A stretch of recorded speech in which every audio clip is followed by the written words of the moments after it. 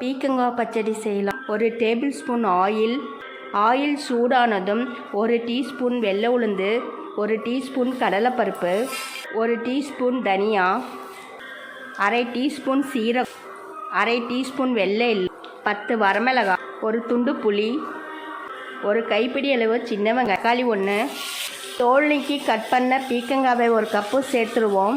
தேவையான அளவு உப்பு. 2 நிமிஷத்துக்கு நல்லா குக் பண்ணிடலாம். 1/2 டீஸ்பூன் மஞ்சள் தூள். ஆற வச்சுட்டு மிக்சியில் அரைச்சிடலாம். மிக்சிங் பவுலில் சேர்த்துருவோம். 1 டேபிள் ஸ்பூன் ஆயில் சூடானதும் 1/2 ஸ்பூன் கடுகு, 1 ஸ்பூன் வெள்ளை உளுந்து, 1 ஸ்பூன் கடலைப்பருப்பு, 2 வரமிளகாய், 1 பாதியமாக தட்டி வச்சிருக்கிற பூண்டு பல், கறிவேப்பிலை. தாளிப்பு ரெடி ஆயிடுச்சு. பச்சடியில் கொட்டிடலாம். பீக்கங்காய் பச்சடி ரெடி ஆயிடுச்சு. இது போல் ட்ரை பண்ணி பாருங்கள். தேங்க்யூ.